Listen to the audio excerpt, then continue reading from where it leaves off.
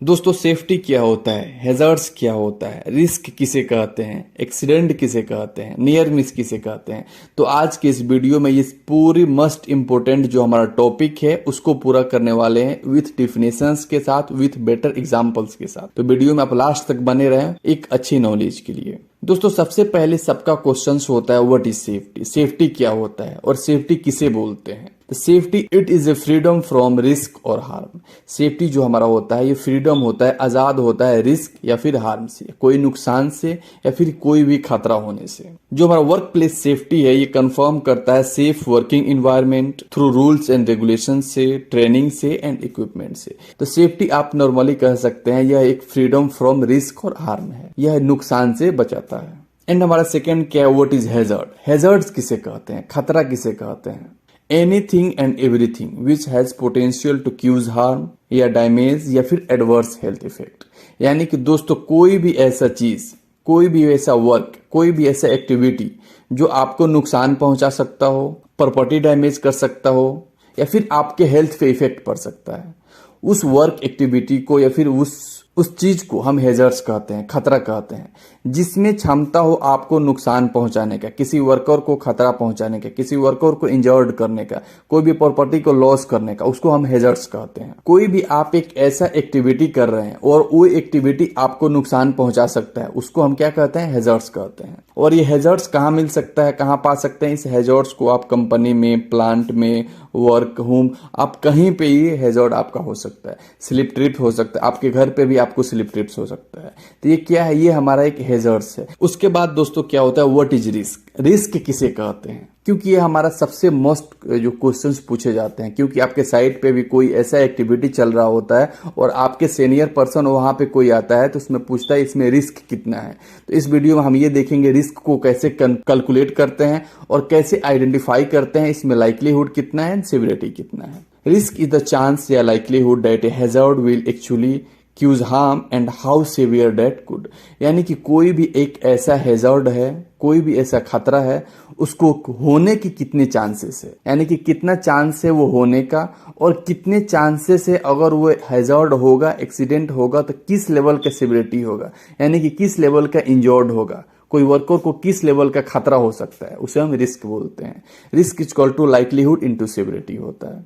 Likelihood हम किसे बोलते हैं, how likely is that the harm will happen, यानी कि कितने चांसेस है जो वो खतरा होगा। एंड सिवियरिटी हम उसे बोलते हैं how severe the harm could be, कितने लेवल का, कैसे उसका सेवियर होगा इफ इट डज हैपन, अगर ये होता है। यानी कि फॉर एग्जांपल से हम समझेंगे, अगर आप एक रोड क्रॉस कर रहे हैं तो जब आप रोड क्रॉस कर रहे हैं तो आपका कितना चांस है एक्सीडेंट होने का, और आपका जब एक्सीडेंट होगा तो किस लेवल का आपको सिवियरिटी हो सकता है, किस लेवल आप इंजर्ड हो सकते हैं, आपका फ्रैक्चर हो सकता है, डेथ हो सकता है, किस लेवल का है। उसके बाद हमारा क्या होता है, व्हाट इज एक्सीडेंट। एक्सीडेंट किसे कहते हैं और एक्सीडेंट ये कब होता है, क्यों होता है। An accident is unwanted, unplanned, unexpected event that result in damage, property loss, injury या फिर इन्वायरमेंट डिग्रेडेशन। दोस्तों कोई भी ऐसा जो एक्सीडेंट होता है, जो अनवांटेड होता है, जिसे हम नहीं चाहते हैं, जिसका कोई प्लानिंग नहीं होता है, जो वो अनएक्सपेक्टेड होता है, जिसको हमको पता नहीं होता है, और वो एक्सीडेंट होता है, और उस एक्सीडेंट में आपको इंजरी हो सकता है, आपको प्रॉपर्टी लॉस होता है या फिर कोई इन्वायरमेंटल का डिग्रेडेशन होता है, कोई वर्कर इंजर्ड हो जाता है, उसको हम क्या बोलते हैं, एक्सीडेंट बोलते हैं। यानी कि कोई भी ऐसा जो घटना होता है जिसका उम्मीद नहीं होती है होने का, और उसको होने से कोई वर्कर नुकसान हो जाता है या फिर किसी चीज को नुकसान होता है, उसको हम एक्सीडेंट बोलते हैं। और ये एक्सीडेंट होता क्यों है, ये एक्सीडेंट ह्यूमन एरर के कारण हो सकता है, इंसान की किसी गलती के कारण हो सकता है, या फिर मैकेनिकल फेलियर के कारण हो सकता है। वहां पे कोई मशीन से काम हो रहा है और वो मशीन में कुछ फेल कर जाता है, तब एक्सीडेंट हो सकता है। या फिर इन्वायरमेंटल कंडीशन के कारण हो सकता है, यानी कि इन्वायरमेंट के जो भी रिलेटेड अगर काम हो रहा है उसके कंडीशन कुछ चेंजेस होने के कारण एक्सीडेंट हो सकता है। एक्सीडेंट हमारा ये किसी भी फॉल्ट के कारण हो सकता है और ये कभी भी हो सकता है। फॉर एग्जांपल इसका क्या हो सकता है, a person tripping over uneven surface and breaking their leg. एक जो पर्सन, एक वर्कर जो होता है वो एक गिर जाता है अनइवन सरफेस पे और उसका पैर टूट जाता है, तो क्या हमारा एक एक्सीडेंट हो जाता है, क्योंकि वर्कर अगर कहीं जा रहा होता है वो सडनली गिरता है और उसका पैर टूट जाता है। तो ये क्या होता है, एक अनवांटेड, अनप्लान्ड, अनएक्सपेक्टेड इवेंट होता है जिसको आपको पता नहीं होता। आप कहीं जा रहे हैं, आप गिर जाते हैं, आपका पैर टूट जाता है। तो क्या आपको ये पहले से पता नहीं था? इसको हम एक्सीडेंट बोलते हैं दोस्तों। उसके बाद हमारा क्या आता है, what is near miss. Near miss हम किसे कहते हैं? नियर मिस नाम आते ही हमारे माइंड में ये आ जाता है बाल बाल बचना, यानी किसी चीज से बाल बाल बच जाना, उसे हम नियर मिस कहते हैं। Near miss is unwanted, unplanned, unfortunate event that has the potential to harm या damage but fortunately no harm, no damage, no loss. यानी कि कोई भी ऐसा इंसिडेंट होता है जिसमें बहुत ज्यादा पोटेंशियल, क्षमता होता है किसी वर्कर को नुकसान पहुंचाने का, किसी प्रॉपर्टी को नुकसान पहुंचाने का, बट फॉर्चुनेटली वो बच जाता है, उसे हम नियर मिस कहते हैं। यानी कि आप कहीं जा रहे हैं और आप किसी एक्सीडेंट होने से थोड़ी सी चूक से बच जाते या बाल बाल बच जाते हैं, तो उसको हम क्या बोलते हैं, नियर मिस बोलते हैं। इसका एक एग्जांपल क्या हो सकता है, dropping hammer off a platform on a walkway below just missing an employee. यानी कि कोई भी एक वर्कर नीचे वॉकवे में जा रहा है या फिर बैठा हुआ है और ऊपर प्लेटफॉर्म से ऊपर से एक जो हैमर, जो हथौड़े बोलते हैं, वो नीचे गिरता है और एक वर्कर के बगल में गिरता है, जो वर्कर थोड़ी सी से बच जाता है, क्योंकि जब वो उसके सर पे गिरता तो वो एक्सीडेंट हो जाता है, और उसके बगल में गिरा है तो एक नियर मिस में गया है, यानी कि वर्कर बाल बाल बच गया है, क्योंकि नहीं अगर थोड़ा सा भी इधर गिरता तो उसके सर पे गिरता। तो ये क्या होता है, अगर कोई भी इंसिडेंट होता है जिससे कोई भी वर्कर या कोई भी प्रॉपर्टी या फिर कोई भी ऐसे चीज जो नुकसान होने वाला हो वो बाल बाल बच जाता है, तो उसको हम नियर मिस बोलते हैं। उसके बाद दोस्तों हमारा आता है व्हाट इज डेंजरस ओकरेंस। दोस्तों जब आप निबोस पढ़े होंगे तो डेंजरस ओकरेंस एक निबोस का टॉपिक है। अगर आप निबोस पढ़े हैं तो आपको पता होगा, अगर आप नहीं पढ़े हैं तो जब आप निबोस पढ़ेंगे तो उसमें आप डेंजरस ओकरेंस के बारे में भी पढ़ेंगे, क्योंकि जो डेंजरस ओकरेंस है वो हाई पोटेंशियल नियर मिस है। उसको हम एक नियर मिस बोल सकते हैं, लेकिन जो हाई पोटेंशियल, जिसमें बहुत ज्यादा क्षमता होता है किसी वर्कर को डेथ करने का या मेजर इंजर्ड करने का। Specific types of near Mrs that could be serious injury, death या मेजर डैमेज बट डिडंट। यानी कि कोई भी ऐसा जो इंसिडेंट होता है जो बहुत ज्यादा चांसेस होती है किसी वर्कर को डेथ करने का, कोई वर्कर को मेजर इंजर्ड करने का, लेकिन वो बच जाता है। फॉर एग्जाम्पल आप समझ सकते हैं किसी भी कंपनी में कोई भी वॉल कोलेप्स कर जाता है, कोई बहुत बड़ी स्कैफोल्डिंग कोलेप्स कर जाती है। अगर जो कोलेप्स करती है उस टाइम वहां पे वर्कर नहीं होते हैं, तो क्या होता है, वहां पे वर्कर बच जाते हैं। अगर वो उस पे वर्कर रहते फिर या उसके बगल में वर्कर काम कर रहे होते तो क्या होता, उसके ऊपर गिरता, जब उसके ऊपर गिरता तो वहीं पे उसका डेथ हो जाता। तो कोई भी ऐसा इंसिडेंट होता है जो बहुत ज्यादा मेजर्ड होता है, लेकिन उसमें वर्कर को नुकसान नहीं होता है, कोई प्रॉपर्टी का नुकसान नहीं होता है, लेकिन उसमें बहुत ज्यादा पोटेंशियल, बहुत ज्यादा क्षमता होता है उसको नुकसान पहुंचाने का, उसको हम डेंजरस अकरेंस बोलते हैं। For example failure of breathing apparatus. आपका जो ब्रीथिंग एपार्टस फेल कर जाता है उसके बाद जो आपका ये क्या होता है, ये हाई पोटेंशियल नियर मिस होता है। इसको हम डेंजरस अकरेंस बोलते हैं एज ए निबोस स्टैंडर्ड के थ्रू। जो डेंजरस अकरेंस है ये हमारा एक स्टैंडर्ड वर्ड है दोस्तों। उसके बाद आप जानते हैं वेलफेयर फैसिलिटीज के बारे में, क्योंकि जब आप साइट पे रहते हैं तो आपको ये पता होना चाहिए वेलफेयर फैसिलिटीज में एक्चुअली होता क्या है और उसमें क्या क्या हो सकता है, क्योंकि हम सबको एक राइट है, हम सबका एक रिस्पॉन्सिबिलिटी है कि सभी वर्कर को एक वेलफेयर फैसिलिटीज को प्रोवाइड किया जाए। तो सबसे पहले दोस्तों वेलफेयर फैसिलिटीज होता क्या है, इस वीडियो में हम ये देखेंगे। Welfare to provide suitable facilities to the employee to maintain health and comfort at the work place. यानी कि ऐसे आप सुटेबल जो फैसिलिटीज को प्रोवाइड करें जो मेंटेन करें हेल्थ एंड सेफ्टी को साइड पे अपने के लिए। यानी कि इन सिंपल लैंग्वेज में हम ये कह सकते हैं जो वेलफेयर फैसिलिटीज वो होता है जो एक पीपल का बेसिक नीड्स होता है।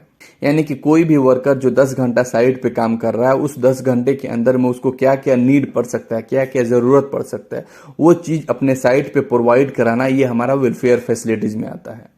फॉर एग्जाम्पल वहाँ पे ड्रिंकिंग वाटर होनी चाहिए, वहाँ पे मेस हॉल होनी चाहिए जिसमें वर्कर अच्छे से खाना खा सकें, वहाँ पे एक कैंटीन होनी चाहिए वर्कर को खाने के लिए, टॉयलेट होनी चाहिए, उसमें चेंजिंग रूम होनी चाहिए जो वर्कर अपने चेंजिंग रूम में जाके अपने ड्रेस चेंज कर सके, वहाँ पे रेस्ट शेड एरिया होनी चाहिए, यानी कि in case of any emergency या कोई वर्कर अगर टायर्डनेस फील हो रहा है तो वो रेस्ट शेड में जाके अच्छे से आराम कर सके। स्मोकिंग शेल्टर होनी चाहिए, अगर कोई भी पर्सन जो कोई भी वर्कर ऐसा जो है जो स्मोक करता है उसके लिए स्मोकिंग शेल्टर होनी चाहिए, क्योंकि वो साइड पे स्मोक नहीं कर सकता है, तो उसके लिए क्या हो, स्मोकिंग शेल्टर हो जो अलग डिजाइन किया गया हो।